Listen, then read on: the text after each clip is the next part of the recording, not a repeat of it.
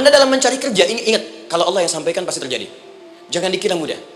Kata Allah akan ada persaingan, akan ada kadang-kadang singgungan, akan ada tantangan. Maka mulai petakan tantangan apa yang akan Anda lalui saat Anda mulai mencari nafkah itu. Maka turun Quran surah kedua ayat 214, paling kanan sebelah bawah.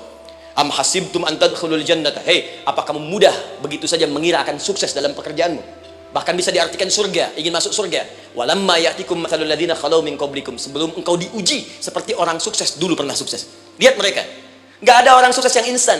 Cuman balikan telapak tangan dapat, tidak. Kata Allah, lihat orang-orang dulu.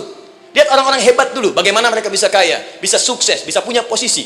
Masat umul ba'sa, petakan olehmu tantangan apa yang akan dihadapi saat engkau bekerja itu. Tidak mungkin. Setiap keringat yang keluar dari diri kita mustahil kecuali akan melahirkan manfaat yang kembali pada diri kita. Tantangan. Tapi yang paling dahsyat, ini yang nggak ditemukan di sebagian referensi yang kita baca. Ketika Allah menjelaskan semua tahapan-tahapan tantangan ini sampai ke puncaknya zilzal. Zilzal itu kalau bahasa sekarang gempa. Ada ujian yang menggoncang hati kita. Ketika Anda kerjakan, ya Allah, tantangannya dahsyat. Kenapa mesti saya, ya Allah? Kau nggak selesai-selesai, ya Allah. Itu wajar, teman-teman, itu biasa. Kata Allah, orang dulu saja mengatakan, mata nasrullah, kapan ini selesai? Berbahagialah kalau teman-teman sudah mendapatkan tantangan puncak yang paling tinggi ini. Ini artinya Allah sedang mempersiapkan Anda menjadi orang besar di kemudian hari. Alhamdulillah, kita baru saja menunaikan salat zuhur berjamaah. Semoga salat kita diterima oleh Allah Subhanahu wa taala. Ada dua hal yang paling penting tentang salat ini yang ditekankan dalam Al-Qur'an.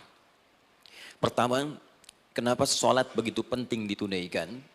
Karena ia akan menjadi pembeda antara Khalik dengan makhluk. Jadi kalau kita ingin bedakan Tuhan dengan hamba, maka di antara titik penting perbedaannya, kata Allah langsung, itu terletak pada aspek ibadah, khususnya sholat. Karena itu ketika Nabi Musa alaihi salam berkenan kemudian langsung diperintahkan oleh Allah, sehingga disebut dengan kalimullah yang diajak bicara, dan diperkenalkan tentang esensi ketuhanan Allah, maka disebutkan perintah langsung oleh Allah untuk menyembahnya dalam bentuk salat. Al-Quran surah ke-20 Taha ayat ke-14. Kata Allah, innani anallahu la ilaha illa ana fa'budni wa aqimis salata li dzikri. Ya Musa, tidak ada Tuhan, kata Allah, selain saya. Ya, maka jika engkau telah tahu saya Tuhan, bedanya Tuhan dengan makhluk, fa'budni, maka kewajiban engkau sebagai makhluk menyembah saya. Bagaimana caranya ya Allah, kata Musa? Kata Allah, wa aqimis salata, rahmatullah. Wa aqimis salata lidzikri. Maka cara menyembahku itu adalah dengan salat. Karena itu semua nabi dan rasul, bahkan sebelum Nabi Muhammad SAW, diperintahkan oleh Allah untuk mengajak umatnya seluruhnya untuk salat. Ya, Nabi Isa alaihissalam salat. Anda buka Quran surah 19 Maryam ayat 31 sampai 33. Nabi Ismail alaihissalam, ya kakeknya Nabi ke-29, salat. Bahkan meminta keluarganya salat. Quran surah ke-19 ayat 55. Wa kana ya'muru ahlahu bis-shalah. Nabi Zakaria, saudaranya Imran, salat. Quran surah ketiga ya, ayat ke-38 sampai dengan 39. Jadi, kalau kita urutkan dari Nabi Muhammad SAW sampai Nabi Adam alaihissalam, semua menunaikan salat kepada Allah Subhanahu wa taala. Nanti dalil singkatnya dari Quran surah keempat ayat 163, paling kiri sebelah atas di mushaf. Inna auhayna ilaika kama auhayna ila Nuhin wan nabiyyin min ba'di. Muhammad, apa yang kami telah wahyukan kepadamu sudah pernah pula kami sampaikan kepada Nuh alaihissalam dan nabi-nabi setelahnya. Kenapa tidak disebutkan Adam sebelumnya? Karena Adam itu nabi, bukan rasul. Nabi diberikan risalah untuk pribadi dan kalangan dekatnya, rasul diberikan risalah tugas untuk mengajak umat. Kenapa Nabi Adam bukan Rasul? Karena zaman Nabi Adam belum ada umat. Siapa yang mau diajak? Ini bagian pertama. Jadi kalau kita hari ini masih mendapat kesempatan sholat, Alhamdulillah, ini artinya sampai hari ini kita masih benar-benar manusia. Kan kalau ada orang yang kemudian tidak mau beribadah apalagi sholat, terkhusus ketika dia beriman, maka penting dipertanyakan, masihkah ada iman dalam dirinya? Karena itu kata Allah dalam Al-Quran surah ke-8 ayat yang kedua, aku akan perdengarkan namaku, sehingga ketika disebutkan itu kita bisa menguji adakah getaran iman dalam jiwa kita. Quran surah 8 Al-Anfal ayat kedua. Innamal mu'minuna alladzina idza dzukirallahu wajilat qulubuhum. Sungguh orang yang masih punya iman itu, kalau diperdengarkan nama Allah kepadanya, akan ada getaran dalam jiwanya. Karena itu setiap hari 5 kali diperdengarkan nama Allah. Untuk menguji di jiwa kita masih ada iman tidak? Bahkan dari bangun tidur, bayangkan waktunya dibagi sempurna persis. Dari mulai subuh baru bangun, menjelang ke siang, mau berakhir siang ke sore, sore pindah ke maghrib, hilang kemudian muncul gelap malam. 5 kali persis, dibagi waktu. Diperdengarkan untuk menguji, kira-kira setelah subuh siang masih ada nggak iman? Sore masih ada nggak? Ya Allahu Akbar, Allahu Akbar. Karena itu kalau iman masih ada melekat di jiwa kita, demi Allah saya katakan, begitu kita mendengar suara azan, pasti hati kita akan mengatakan, Allahu Akbar, Allahu Akbar. Wih, sudah azannya. Pernah begitu? Ya, walaupun mungkin setelah selesai, la ilaha illallah, baru azan, belum qomat. Ya, itu normal, gak apa-apa. Yang penting iman masih ada. Nah, ini menunjukkan ada getaran dalam jiwa. Satu itu. Yang kedua, ini yang jarang dimanfaatkan teman-teman. Jadi seringkali sholat dimaknai pada ibadah formal bagian pertama saja. Adapun yang keduanya, ini yang jarang digali. Padahal sekali saja dalam sehari, itu 5 kali Allah menunggu kita.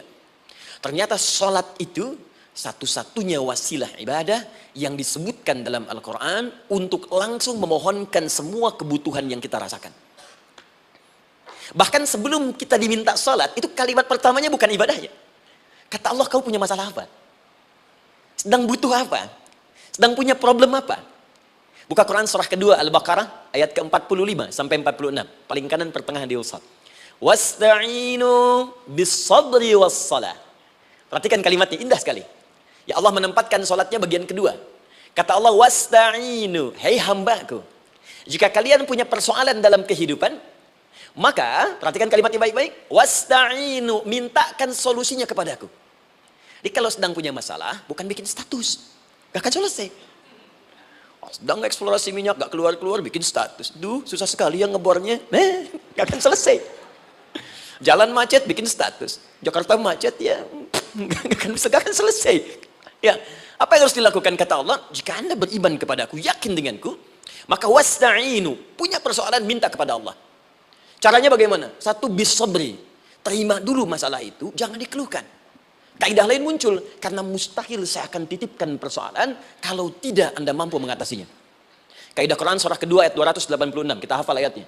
La yukallifullahu nafsan illa usaha. Perhatikan kaidahnya. Allah tidak mungkin menguji seorang hamba di luar batas kemampuannya. Jadi kalau kita sedang punya ujian, di rumah kah, pekerjaan kah, kehidupan sosial kah, sebesar apapun ujian itu, kata Allah, memang karena Anda yang sanggup.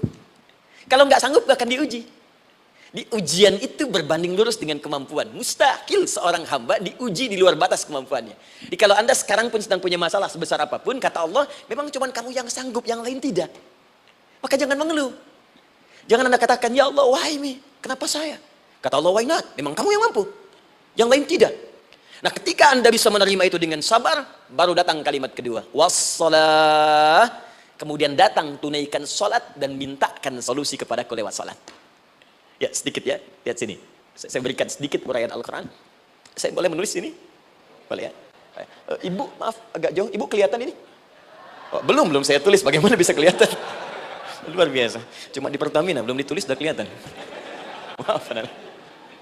Lihat sini. Wasta'inu. Baik, ya. Saya ingin sedikit sekali. Ini redaksi Quran itu indah sekali diksinya.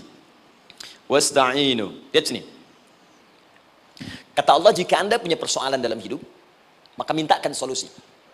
Terima dulu masalahnya dengan sabar, karena kita dipercaya oleh Allah. Gini, cara memahaminya. Allah aja percaya dengan kita. Masa kita nggak percaya diri? Allah yakin dengan kita mampu. Masa kita nggak yakin? Terima dengan sabar, kemudian wassalah, mintakan solusinya lewat salat. Kata perintahnya dibuka dengan kalimat wasta'inu. Kalau kita ingin rubah kata perintah ini, fi'il amr, ingin dirubah ke dalam bentuk permohonan, minta, maka rubah kalimatnya menjadi nasta'in. Lihat, nasta'in. Baik. Wasta'inu, kata Allah, kalian punya persoalan, ayo minta solusi padaku. Terus kita pengen minta, ya Allah, kami ingin minta. Maka dalam bahasa Arab, kalau kita ingin merubah kalimat ini ke dalam bentuk permintaan, kita katakan nasta'in. Saya tanya pada Anda, pernah nggak dalam sholat kita mengucapkan kalimat nasta'in? Ada? Masih ingat? Baik, apa kalimatnya?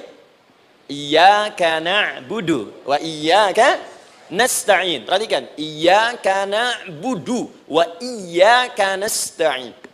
Iyyaka na'budu, iyyaka, ya Allah, engkau perintahkan aku untuk ibadah. Maka sekarang aku ibadah, sholat. Hanya kepadamu saja. Kan kata Allah, kamu sholat. Terus kita katakan, iyyaka na'budu. Sekarang kami sholat, ya Allah. Nama lain sholat itu ibadah. Kalau kita ibadah, na'budu. Dari mana tahunya nama lain salat ibadah? Quran surah ke-20 ayat ke-14. Fa'budni wa aqimis salata li dzikri. Ibadah kepadaku caranya salat. Maka saat salat kita katakan iyyaka na'budu. Ya Allah, Engkau perintahkan aku untuk ibadah, sekarang aku ibadah. Wa iyyaka nasta'in. Dan sekarang aku sedang punya persoalan ya Allah. Aku punya masalah. Aku punya problem. Dan aku yakin hanya Engkau yang pasti akan menyelesaikannya. Ketika Anda mengatakan iyyaka nasta'in, perhatikan hadis qudsinya. Hadisnya qudsi. Ya. Al-Imam Al-Bukhari meriwayatkan, Imam Muslim meriwayatkan, An-Nasa'i meriwayatkan dari sahabat Abu Hurairah radhiyallahu taala anhu. Ada lagi yang dari sahabatnya Anas bin Malik. Perhatikan kalimatnya. Idza qala al-'abdu iyyaka na'budu wa iyyaka nasta'in, jika hambaku dalam salatnya benar membacanya, benar dari awal salatnya sampai dengan kalimat iyyaka na'budu wa iyyaka nasta'in, ya Allah, sekarang aku ibadah kepadamu dan sekarang aku punya persoalan. Aku mohonkan solusinya darimu. Kata Allah, hadza baini wa baina 'abdi. Ini perjanjian antara aku dengan hambaku. Wali 'abdi. Hadisnya qudsi. Wali 'abdi. Kalau hambaku benar salatnya sampai kalimat ini, masa'alah. Apapun yang dia minta sekarang, aku akan kabulkan. Aku akan kabulkan. Pertanyaan saya, berapa di antara kita yang salat sampai detik ini, ribuan kali ruku dan sujud, yang memanfaatkan momentum ini untuk memohon? Siapa di antara kita yang ketika salat memohon kepada Allah solusi? Jangan-jangan selama ini sholat itu hanya menjadi formalitas saja. Takbir, ruku, sujud, salam, selesai. Takbir, ruku, sujud, salam, selesai. Padahal Allah sedang menunggu hambaku, kamu itu punya masalah apa? Makanya setiap waktu dibagi 5 supaya hidup kita ringan.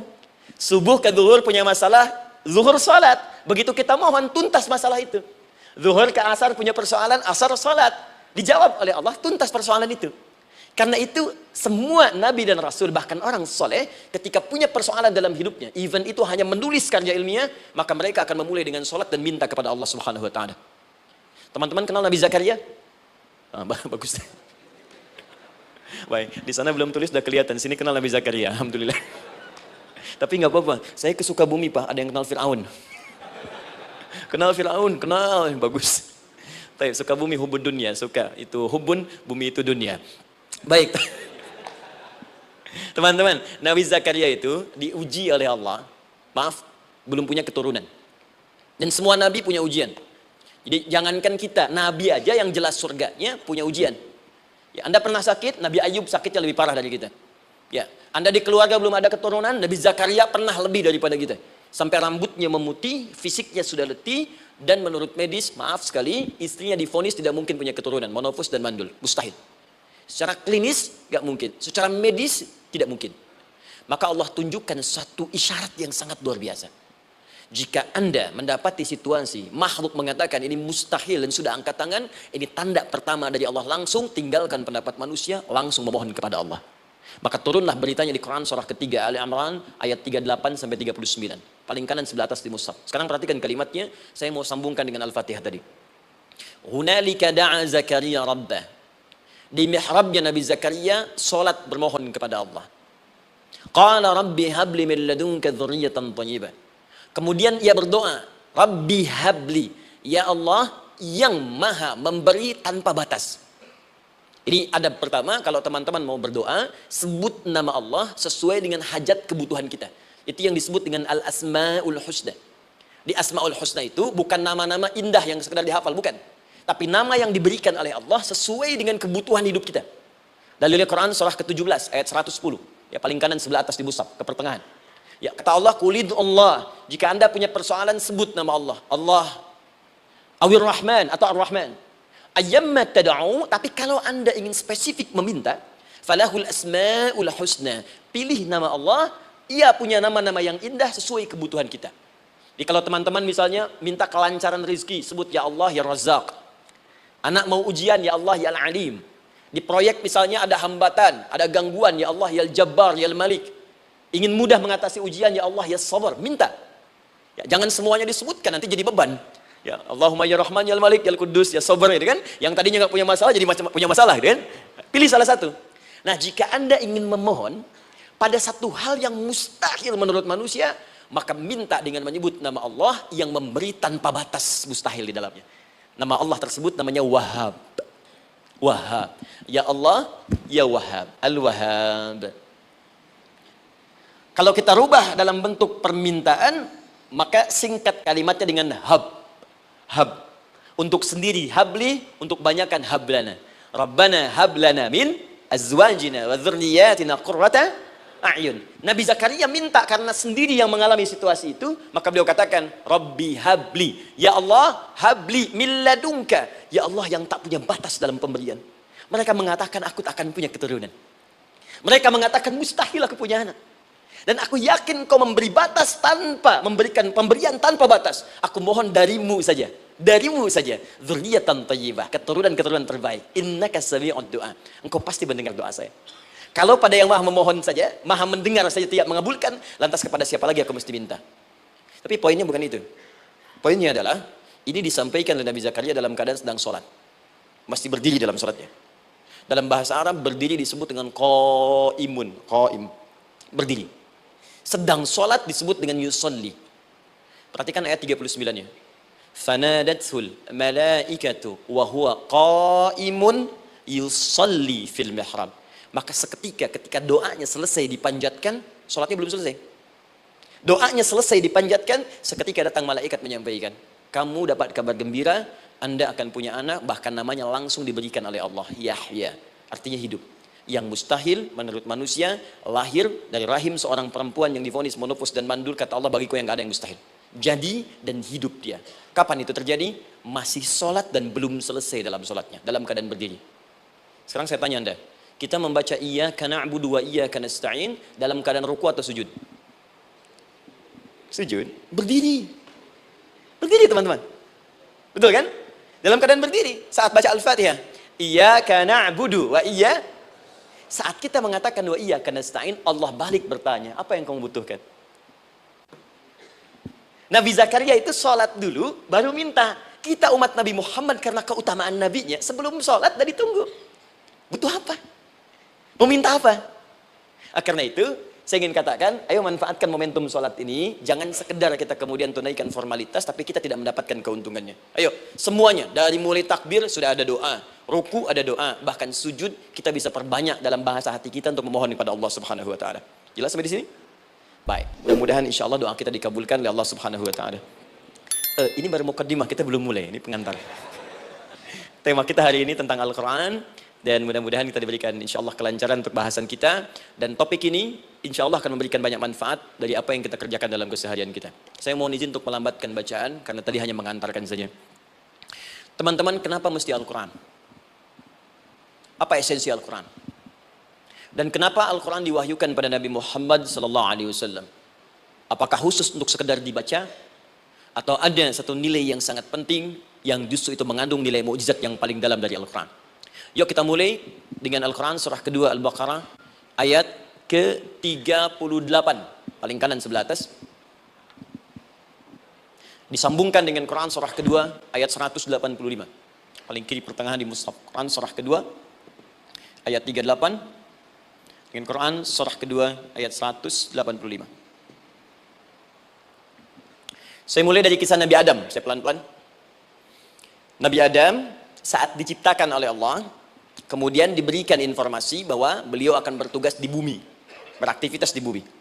Disampaikan di Quran surah kedua ayat 30, paling kiri sebelah atas, wa idz qala rabbuka lil malaikati inni ja'ilun fil ardi khalifah.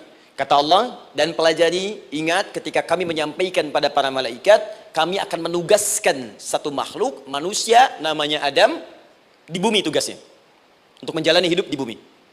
Nah, secara singkat, setelah Nabi Adam turun ke bumi di awal masa bersama Sayyidah Hawa, ya alaihi wassalam, maka ternyata bersamaan dengan turunnya Adam dan Hawa ke bumi itu, mereka berdua dibekali petunjuk.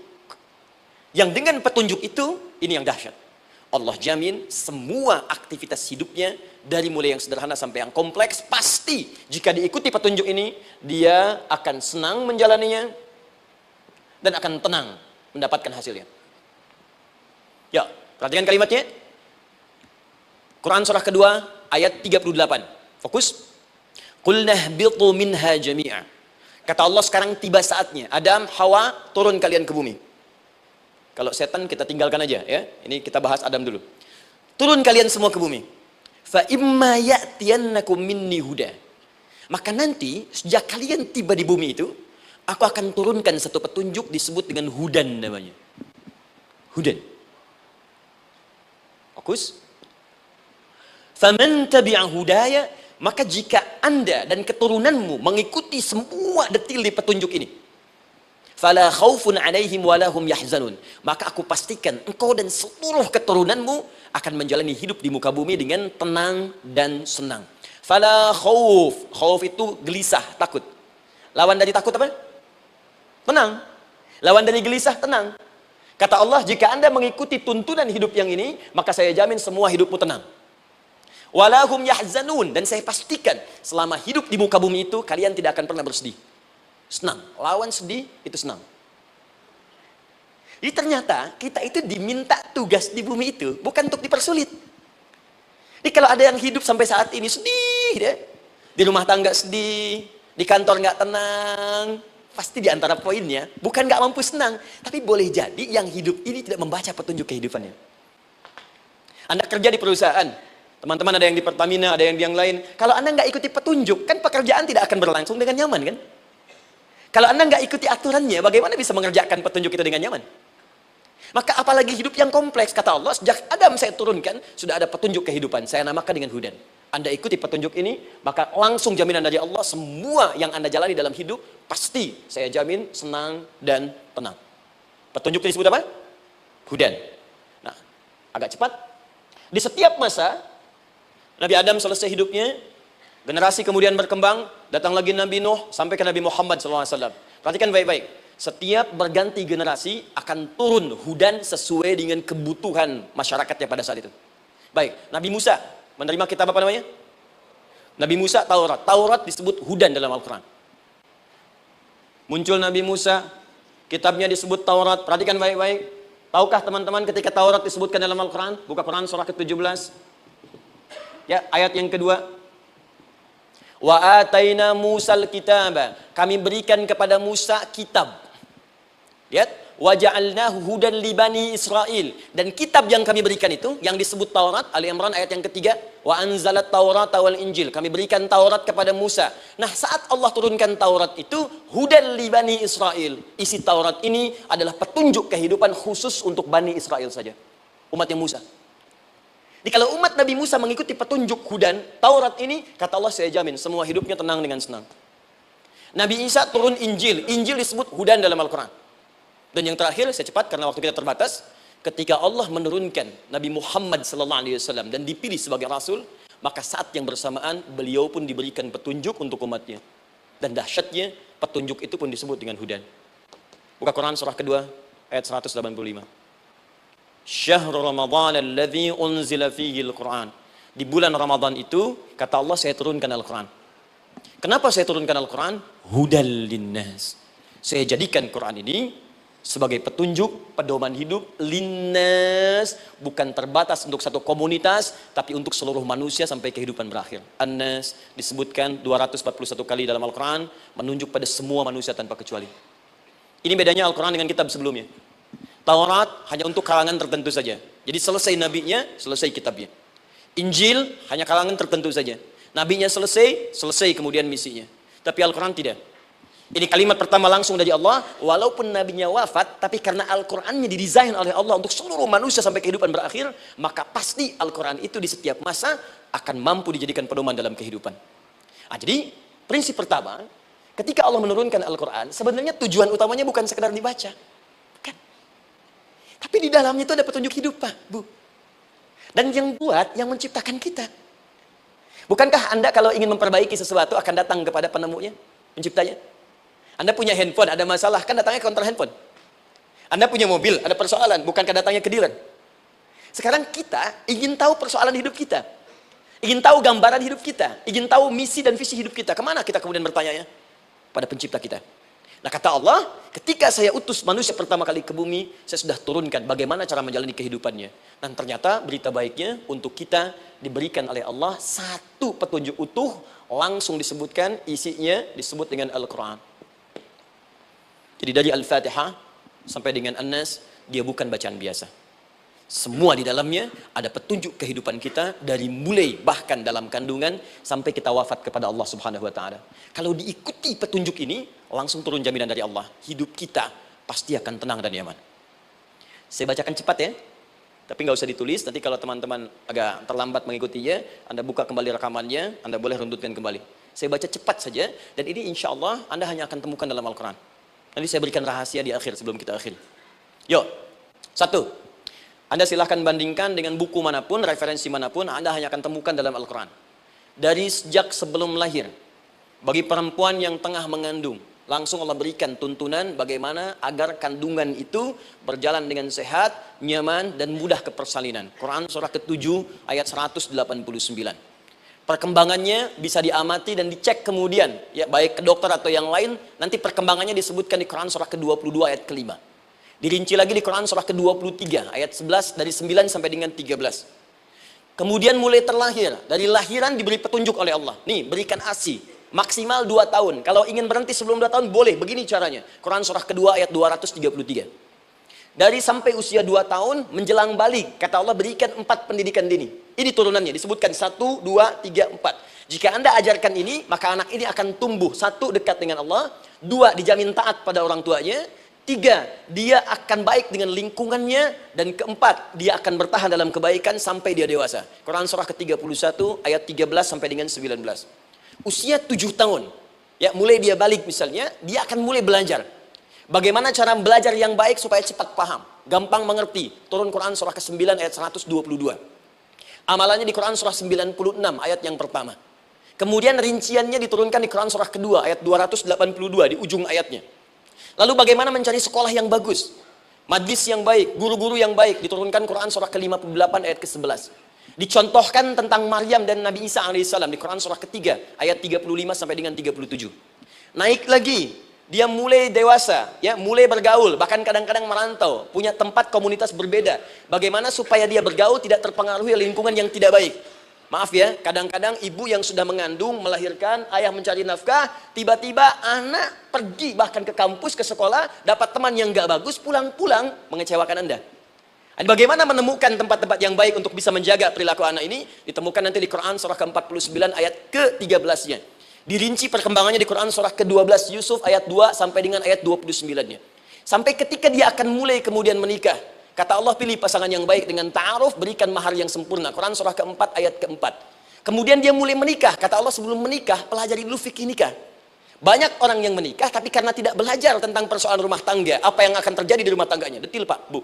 Kata Allah ini, kalau kamu berbuat begini akan ada miskomunikasi. Kalau ada miskomunikasi persoalannya akan begini, solusinya begini. Maka diturunkan dasarnya di Quran surah ke-30 ayat 21, detilnya di Quran surah ke-4 ayat 34 sampai dengan 35. Paling kiri sebelah atas sampai dengan ke tengahnya. Anda berlanjut, diterangkan oleh Allah, hei, tugas suami saat mulai pertama kali menikah, maka tugas yang pertama siapkan untuk mencari nafkah. Bagaimana caranya ya Allah? Diturunkan oleh Allah. 1, jangan takut kehilangan rezeki. Jangan pernah mencuri. Jangan pernah ngambil punya orang. Karena punya kamu akan saya berikan sempurna. Kamu ngambil punya orang, maka kamu akan menyulitkan diri sendiri. Itu akan dikembalikan pada yang berhak. Ya, turun Quran surah ke-51 ayat 22. Dirinci, begini cara nyarinya. Quran surah kedua ayat 168.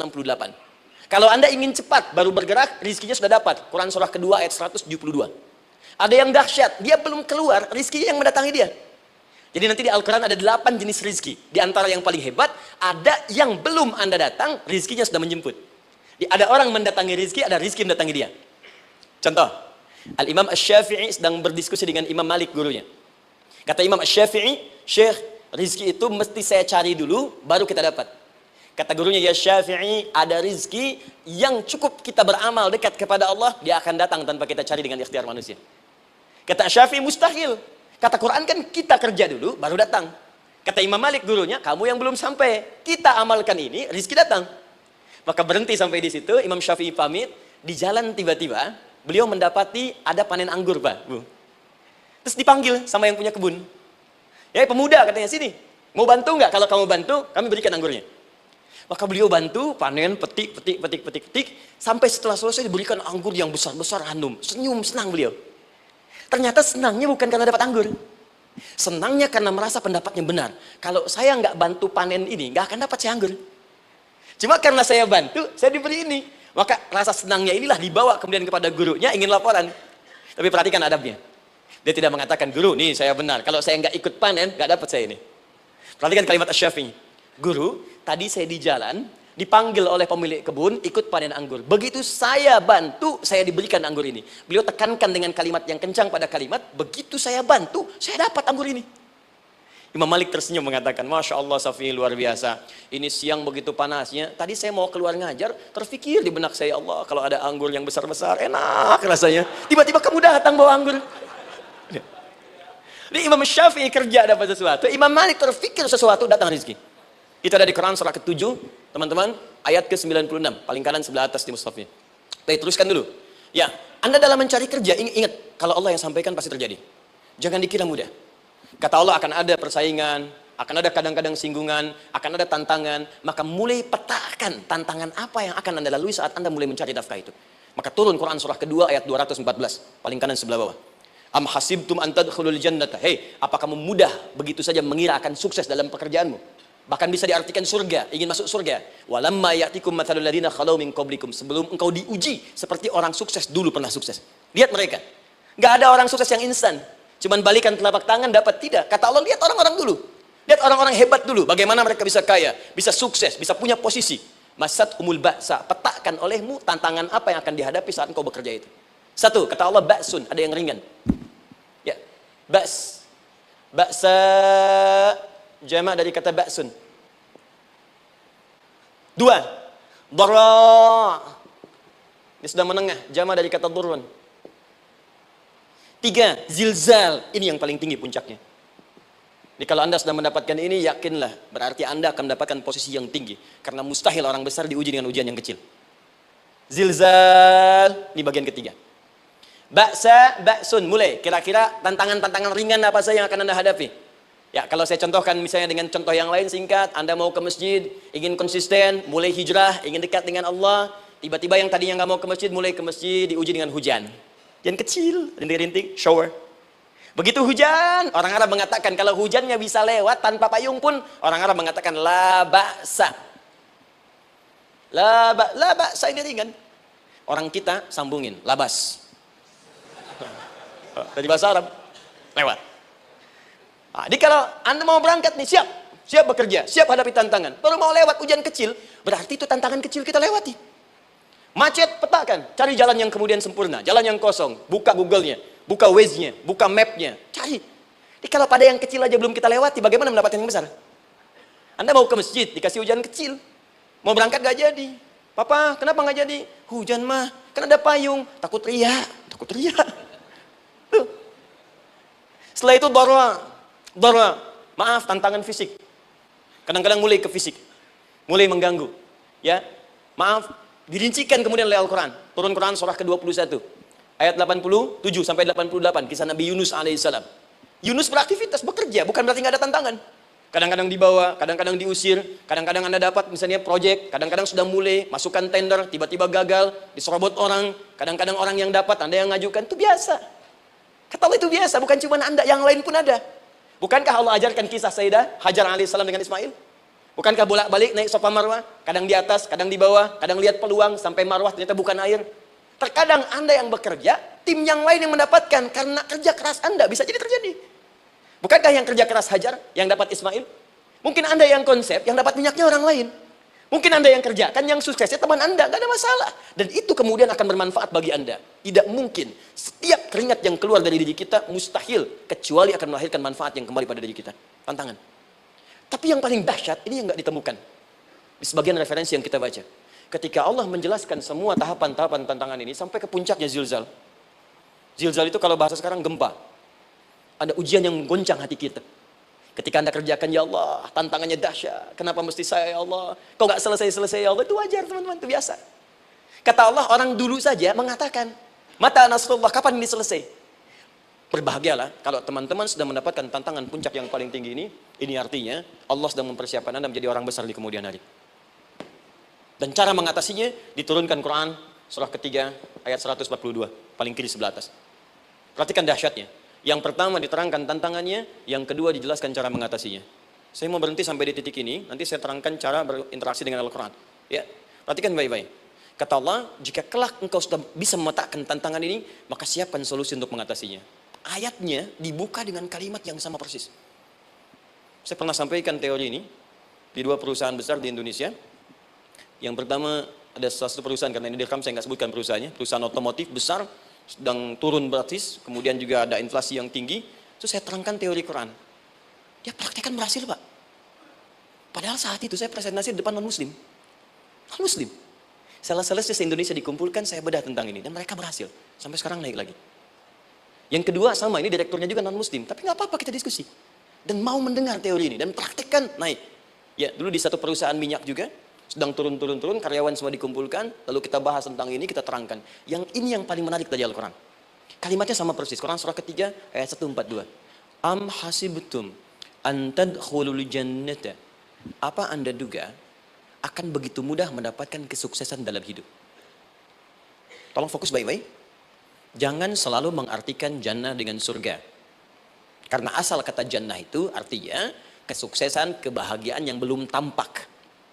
Surga, kenapa disebut dengan jannah? Karena itu puncak kebahagiaan kita yang belum nampak sekarang. Saya kasih rahasia ya. Ini antara kita saja nih. Kalau ada kata jim dengan nun di depannya, itu pasti tidak nampak, tersembunyi. Apapun tambahannya. Ya, misal, jin kenapa disebut dengan jin? Karena memang ketika diciptakan, dia tidak tampak, tersembunyi. Lawannya ins, karena itu kita disebut ins, karena saat lahir kita tampak. 18 kali disebutkan dalam Al-Quran. Ya ma'syaral jinni wal ins, wa ma khalaqtul jinna wal ins. Jadi jin disebut jin karena memang fitrahnya tersembunyi, nggak nampak. Jadi kalau ada jin melakukan penampakan, itu jin sedang kena masalah. Sedang keluar dari fitrah. Sama dengan manusia, harusnya tampak. Jadi kalau ada manusia yang senang sembunyi-sembunyi, dia sama dengan, bukan saya bilang, sedang punya masalah. Ke kantor, sembunyi-sembunyi, hati-hati Pak Alfian tuh. Biasa ada pintu depan, masuk pintu belakang. Suami di rumah, buka WA, sembunyi-sembunyi, Bu hati-hati tuh. Pulang lewat pintu belakang, berarti sedang punya persoalan dalam hidup. Setiap ada jim dengan nun, pasti tersembunyi. Ibu punya janin, rahim, dalam rahim ada janin. Kenapa disebut dengan janin? Jim, nun, ya, nun. Karena sosok itu belum nampak dalam pandangan kita. Nanti kalau sudah lahir, baru tampak. Jannah, kenapa disebut jannah? Karena belum tampak dalam pandangan kita. Nanti kelihatan. Karena itu dalam Al-Quran, kata jannah itu tidak dikhususkan dengan surga. Tidak dikhususkan dengan surga. Kadang-kadang menunjuk aspek kesuksesan yang belum tampak. Anda mau ngomong minyak, minyaknya belum tampak. Belum kelihatan. Anda mau kerja, ya hasilnya kan belum tampak. Baru ikhtiar sekarang.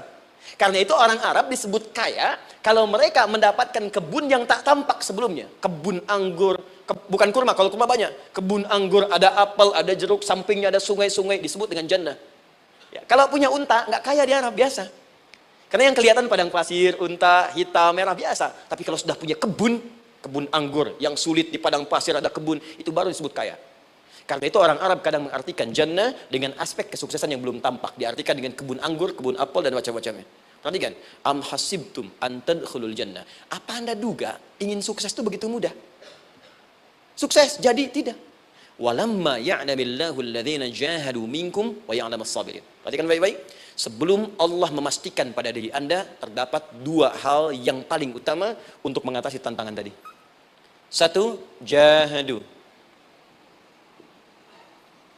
Kesungguhan, serius. Jadi kalau mau sukses, mesti serius. Kerja serius, cintai pekerjaan Anda. Ya, belajar anak-anak serius, pastikan belajar dengan serius.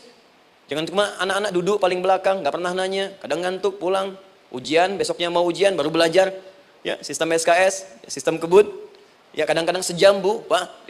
Saya pernah ada orang di luar ngadu waktu di Libya, Ustadz, gimana ini orang Indonesia? Kenapa? Saya belajar 3 bulan, besok mau ujian. Teman antum orang Indonesia pinjam catatan saya baru semalam, dia dapat 8, saya 7,5.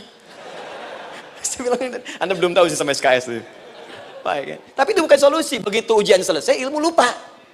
Itu poinnya. Jadi kalau hanya sekedar ilmu dipakai untuk ujian, pada prakteknya nggak akan terpakai. Ini banyak anak sekolah sekarang hanya belajar untuk ujian saja. Padahal kalau dipraktekkan, kadang kaitan dengan agama tinggi Bu, Pak. Fisika itu dengan agama itu tinggi. Gaya F1 sama dengan F2, gaya gerak sama dengan gaya dorong. Gaya sedikit, maka keluarnya sedikit. Pukul kencang, bunyinya kencang. Imannya kalau kuat, amalan jadi banyak. Iman sedikit, amal pun sedikit. F berbanding lurus dengan P, hukum Pascal. Gaya berbanding lurus dengan tekanan. Masuk bab akhlak. Makin banyak gaya, makin banyak tertekan. Nah itulah. Gaji 5 juta, gaya 10 juta. Kan? Ini serius. Serius. Di divisi apapun Anda, saya sepekan lalu lah, takziah ke tempatnya Yang Habibie, terus diminta tausiah di sana. Dan saya perhatikan beliau termasuk yang paling serius ketika diberikan tugas apapun. Gak pernah diberikan amanah, kecuali mencintai pekerjaan itu. Yang Habibie demikian. Ciri orang sukses itu serius. Tapi keseriusan itu, kata Allah petakan jadi 3 bagian lagi. Karena jahadu itu punya 3 turunan kata. 1, keseriusan merencanakan, disebut ijtihad namanya. Punya rencana. Mappingnya apa? Stepnya apa? Oke, Anda ingin kerjakan sebuah proyek, baik, proyeknya berlangsung berapa lama? Target kita apa? Jangka panjangnya, menengahnya, jangka pendeknya. Kemudian apa tantangan yang akan dihadapi di setiap tahapan-tahapannya? Selesaikan. Bahkan saking pentingnya tahap perencanaan ini ditunjukkan oleh Allah langsung lewat sholat. Teman-teman masih ingat sholat pertama yang kita kerjakan setiap hari, sholat apa namanya? Subuh. Apa artinya subuh? Tuh, ini masalahnya. Ini kata Al-Quran sendiri ya, kata Al-Quran sendiri. Nanti akan ditemukan orang yang ibadah tidak paham apa yang dikerjakan dan dilakukan dalam ibadahnya. Contoh sholat. Kata Allah akan ada orang sholat yang saat sholat tidak mengerti apa yang ia baca dan dia lakukan dalam sholatnya. Jujur tanyakan pada diri kita. Sampai detik ini, dari sekian ribuan kali ruku dan sujud, berapa persen bacaan sholat yang kita pahami? Jangan-jangan kita ruku tapi nggak ngerti yang dibaca. Sujud tak paham yang diungkapkan. Bagaimana bisa khusyuk? Mustahil. Kembali ke sini. Kenapa sholat pertama itu disebut dengan subuh? Teman-teman, ternyata semua nama sholat dari subuh sampai isya, plus bacaan dan gerakan dari takbir sampai salam, itu bukan sekedar gerakan semata. Semua ada artinya, ada maknanya. Dan diajarkan oleh Nabi langsung. Subuh disebut dengan subuh. Ada 2 kata. 1, fajar. Quran surah ke-17 ayat 78. Inna Qur'an al-fajri kana masyhuda. Kedua, subuh di surat At-Takwir. Was-subhi idza anaffas. Kenapa disebut fajar? Fajar itu pancaran positif, pancaran kebaikan. Jadi kalau yang baik disebut fajar. Kalau yang jelek disebut fujur. Fujur ada di Quran surah 91 ayat 7 sampai 8. Wa nafsi wa ma sawwaha fa'alhamaha fujuraha wa taqwaha. Fujur itu rambatan, gelombang buruk yang muncul dari nafsu. Ya, ditembuskan ke elemen tubuh kita. Misal gini. Tiba-tiba pengen marah. Ya, di tubuh kita mengatakan melotot. Maka ini ada pancaran di hati kita nyambung kemudian ke mata. Ini rambatan dari sini ke mata disebut fujur namanya. Mau ke tangan pukul, masuk ke tangan. Itu rambatannya disebut fujur namanya. Ya. Yang baiknya disebut fajar. Ya, misal saya ingin sholat, tiba-tiba hati mengatakan sudah azan, merambat ke kaki, cepat melangkah. Cepat wudhu. Nah, itu rambatannya disebut fajar namanya. Atau infajar. Ini pasti ada, ya. Fujur nama lainnya nafsu. Disebutkan 115 kali dalam Al-Quran. Takwa, rambatan fajar, sumbernya takwa. Disebutkan 115 kali dalam Al-Quran. Di jiwa kita ada takwa, ada nafsu.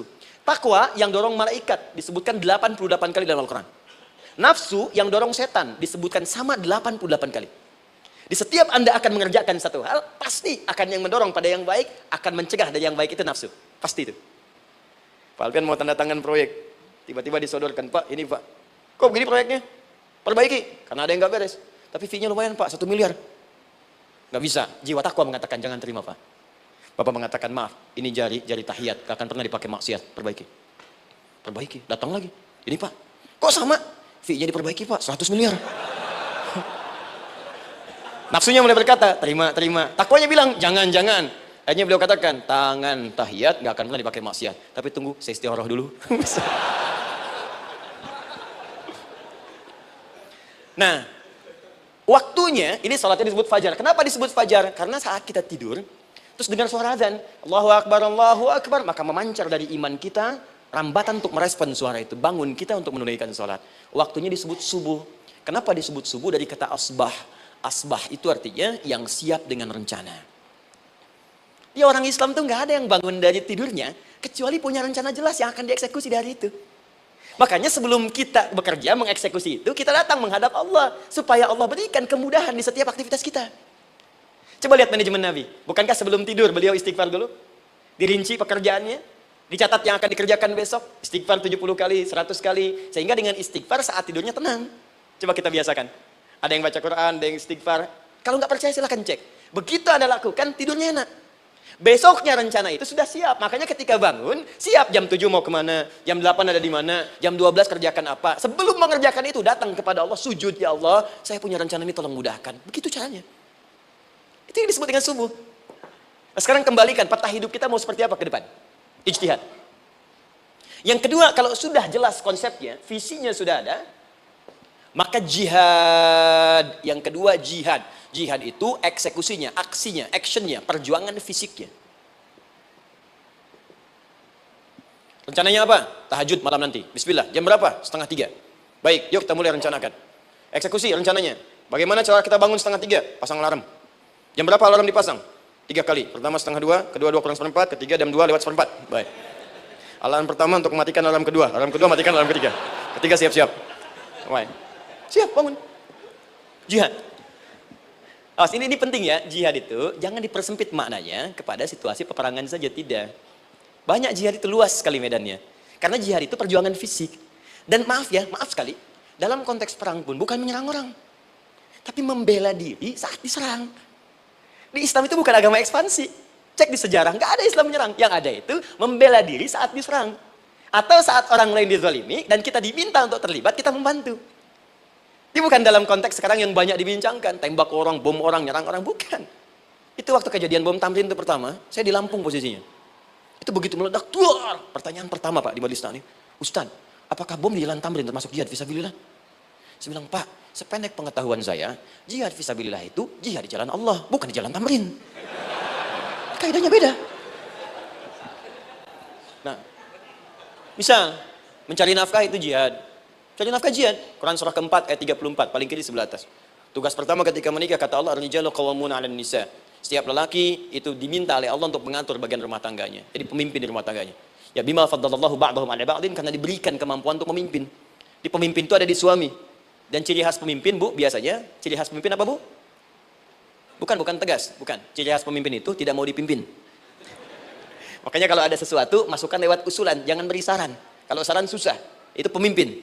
Baik, tapi yang paling luar biasa kata Allah, perhatikan kalimatnya indah sekali. Wa bima anfaqu min amwalihim. Saya berikan tugas untuk mencari nafkah. Ketika seorang lelaki bertugas mencari nafkah, ingat ya, konteks apapun, kalau perempuan nanti bekerja bukan nafkah poinnya. Bisa hobi, ya, bisa aktivitas, tapi nafkah kalau sudah menikah itu ada pada suami. Perempuan tidak.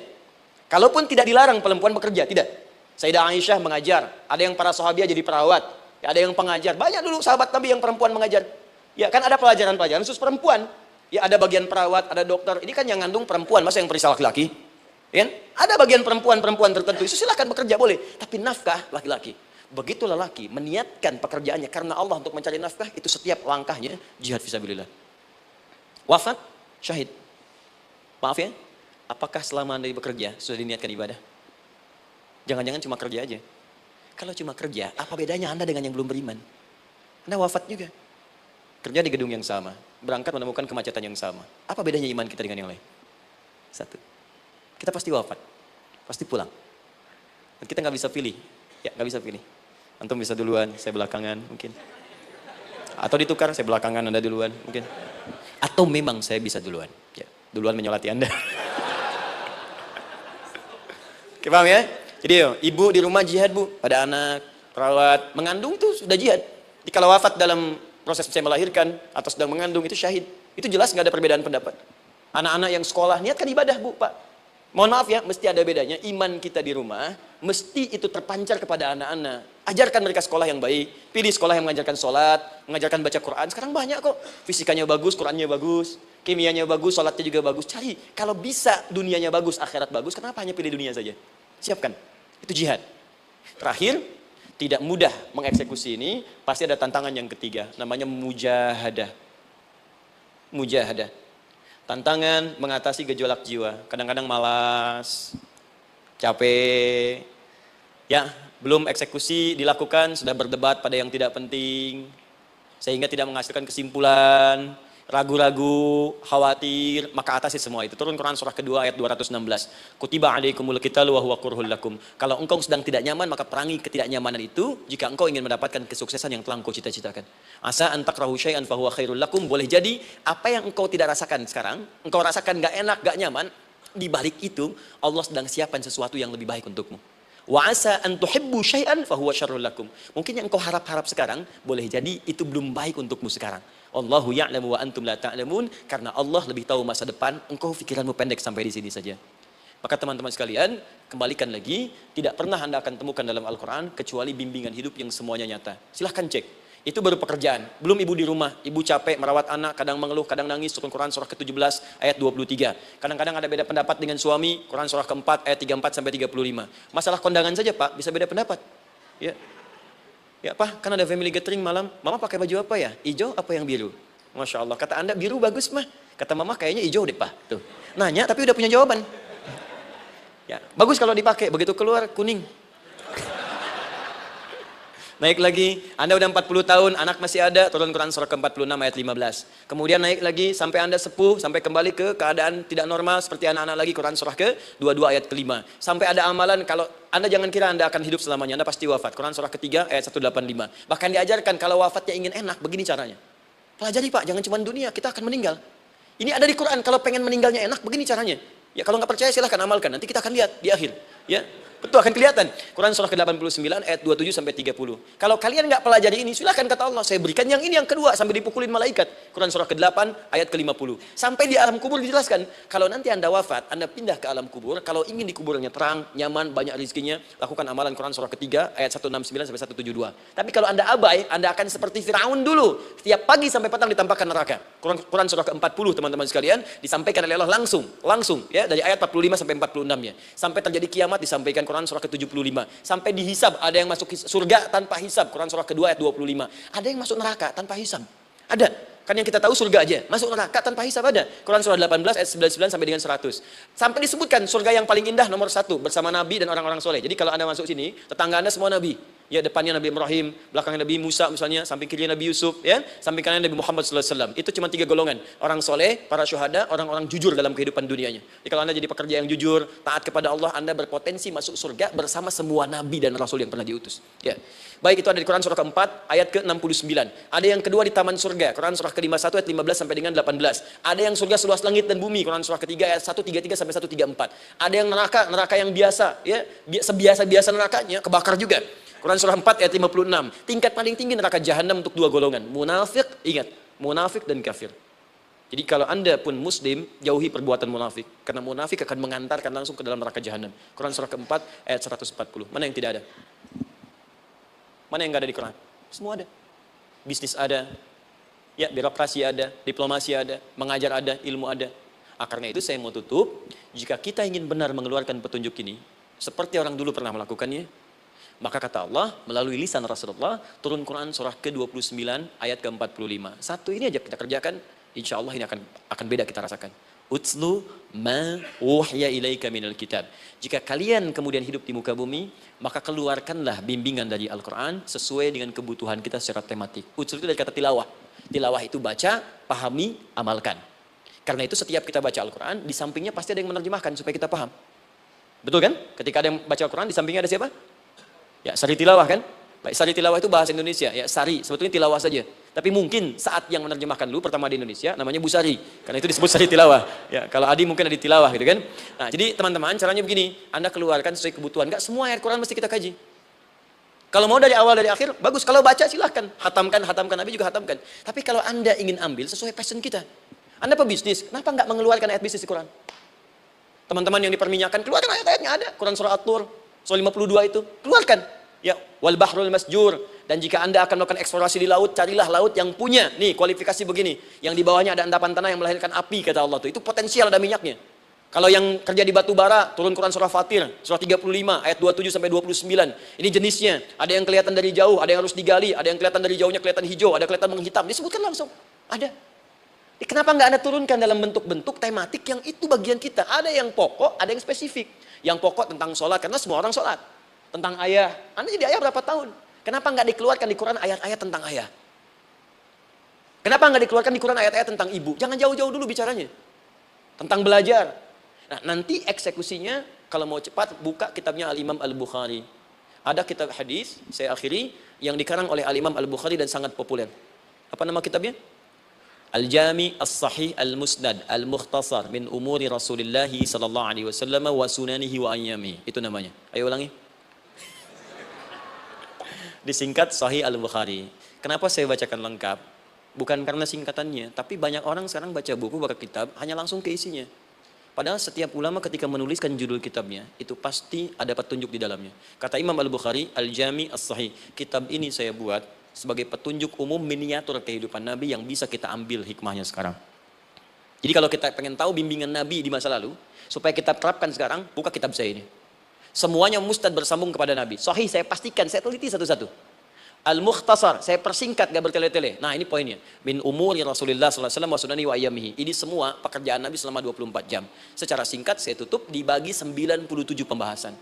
Setiap 97 pembahasan, satu babnya itu berisi bimbingan hadis-hadis Nabi. Di situ ada bab tentang bisnis, kitabul tijarah. Bab tentang ilmu, kitabul ilmi. Bab bahkan tentang sakit, kalau pengen cepat sembuh apa? Kitabul marid.